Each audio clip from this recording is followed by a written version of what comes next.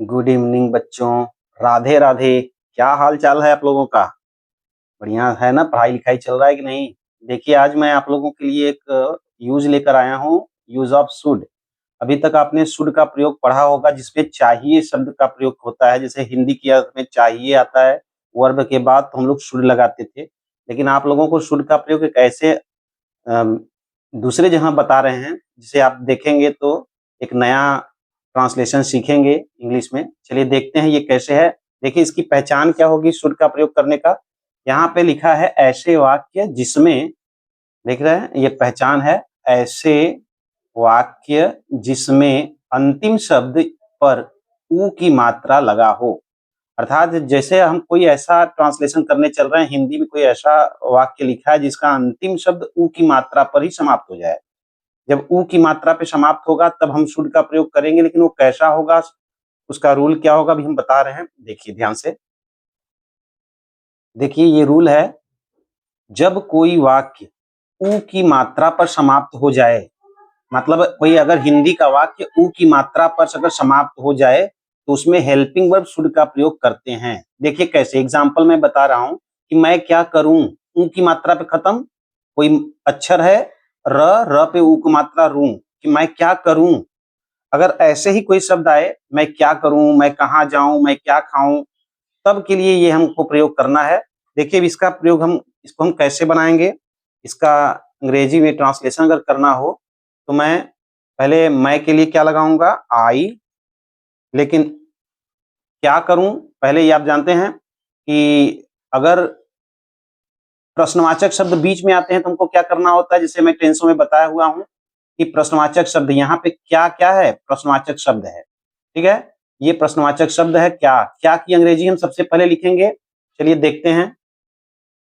सबसे पहले हम क्या की अंग्रेजी लिखेंगे, कैसे, वाट, WHAT, वाट। फिर उसके बाद हम helping verb should, SHOULD, should. फिर I do, what should I do. ठीक, समझ में आया? तो इस तरह से हम ऐसे वाक्यों को जो है ट्रांसलेट करेंगे। जैसे अगर कोई शब्द, कोई वाक्य ऐसा है जिसके अंतिम शब्द में, अंतिम अक्षर में ऊ की मात्रा लगा हो, मैं क्या करूं। ऐसे ही आपको एक और दिखा रहे हैं। देखिए दूसरा मैंने दिया, मैं कहां जाऊं, ये भी ऊ की मात्रा पे समाप्त हो रहा है।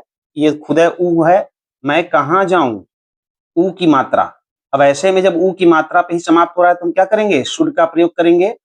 तो कहां, अब यहाँ ऊपर था क्या, ये क्या था, क्या की अंग्रेजी मैंने वाट लगाया था। अब कहां, कहां की अंग्रेजी क्या होता है, वेयर, तो हम लगा देंगे वेयर। देखिए हम पहले कर देंगे वेयर,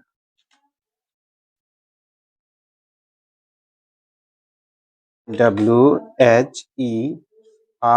वेयर। फिर शुड, SHOULD, शुड।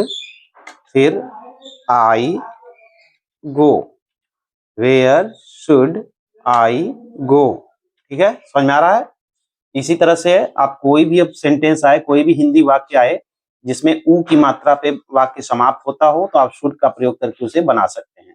इस तरह से जैसे मैंने कहा कि मैं क्या करूं, व्हाट शुड आई डू, मैं कहां जाऊं, वेयर शुड आई गो। चलिए एक आध और देखते हैं। देखिए एक अगला सब वाक्य मैंने बताया, मैं तुम्हें क्या बताऊं, फिर ऊ की मात्रा पे खत्म है। और यहाँ पे प्रश्नवाचक शब्द क्या आया है, क्या। प्रश्नवाचक शब्द क्या है। अब क्या की अंग्रेजी हम लिखेंगे पहले व्हाट, फिर उसके बाद लगा देंगे शुड, हेल्पिंग वर्ब शुड। ठीक है, चलिए देखते हैं ये कैसे बनेगा, ये भी देखते हैं।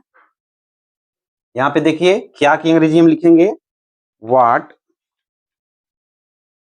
फिर उसके बाद हेल्पिंग वर्ब लगाएंगे शुड।